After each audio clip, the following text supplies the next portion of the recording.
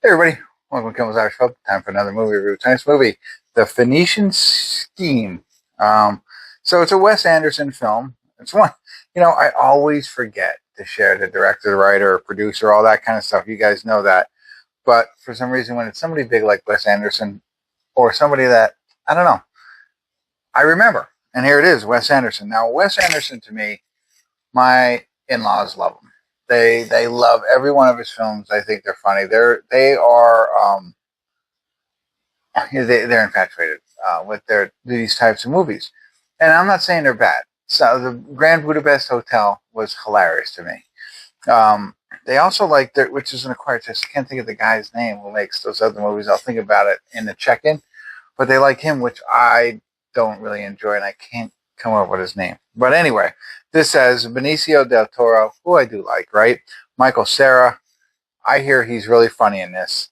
And let's see if there's anybody else. Oh, William Dafoe is in it, And normally, I'm sure there's a lot of other people in it. Normally, Wes Anderson brings in all kinds of people that we all know, into his films, which, says a lot for what he does. 6.8 on IMDb, 27,381 people.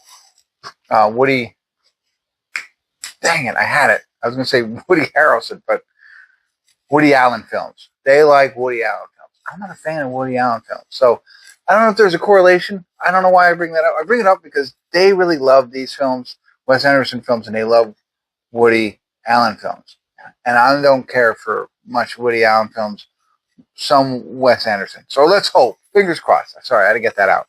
It was like a tick in me. I had to get it out. Wealthy businessman Zaza Gorda appoints his only daughter, a nun, as the sole to their heir to the estate. As Kolda embarks on a new enterprise, they soon become the target of a scheming typhoon, foreign terrorists, and determined assassins. That's hard just to read. I'm an okay reader. I'm like at the 7th or 8th grade reading level. Spy, action, comedy, crime, drama, thriller. Everything you want in a film. So I don't know. How did I tell how many people? You have 27,000? All right, that's enough. All right, enough talking about me. It's only an hour and 41 minutes long. It's got some great people in it. Let's check it out. I got to see it. See, do I side with my in-laws or I don't know. I don't know why I'm even talking anymore. Let's watch the film. Stick around. I'll be back.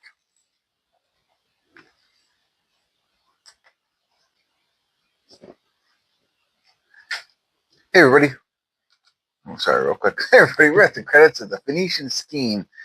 Right? Yeah, that's what it's called.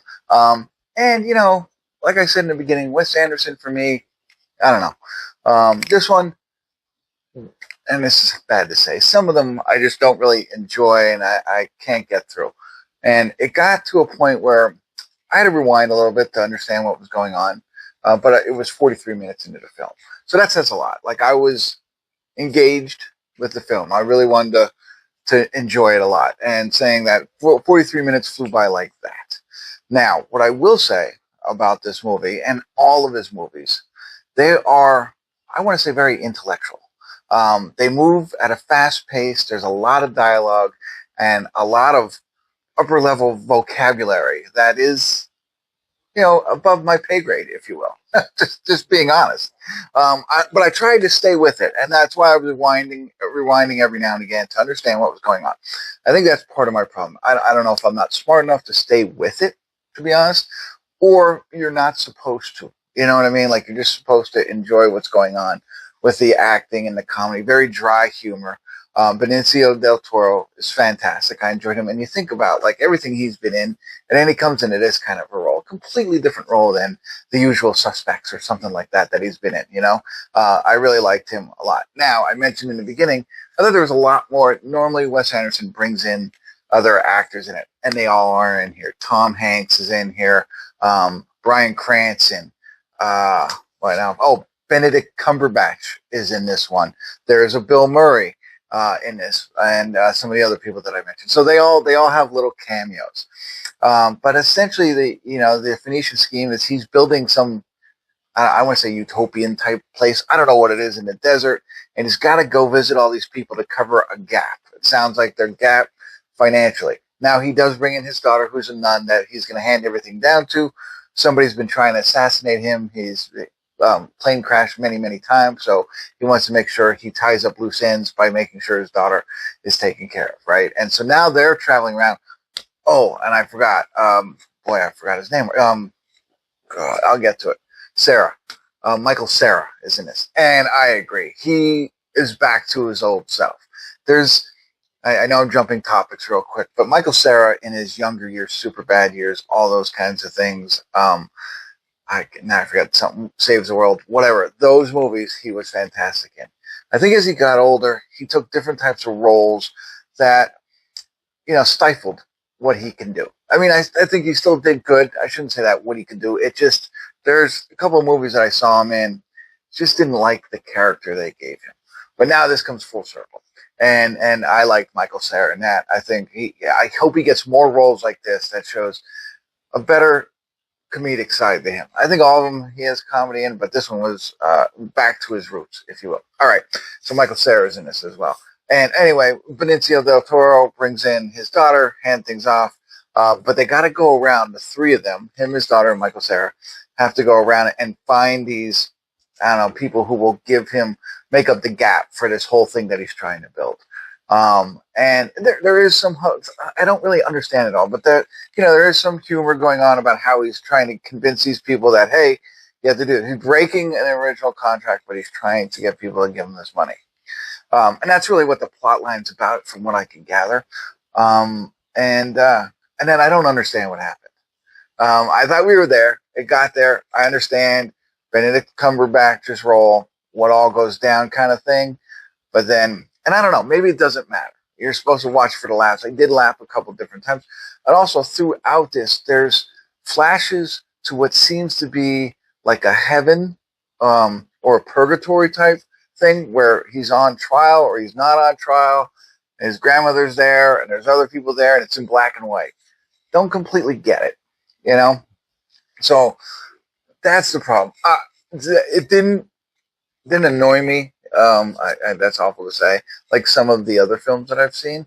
And I enjoyed it, but I wish I could stick with it. I'm sure it would have been better. So with all that said, I'm going to just jump in real quick. Spoiler alert, spoiler alert, spoiler alert. Because I don't understand what happened. And I don't understand 56% of this movie.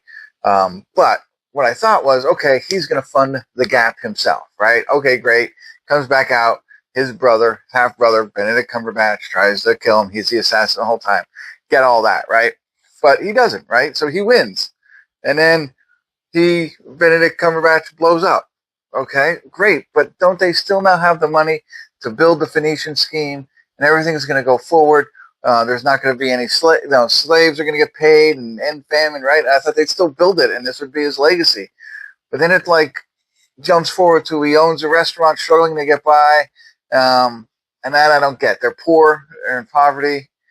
I don't understand what happened there. What did I miss on the ending? I don't know. And that's again, maybe that's not important. Who cares? You're supposed to enjoy the acting, enjoy the dry humor, and things like that, and not get all caught up in it. But that's what happened to me. So there you go.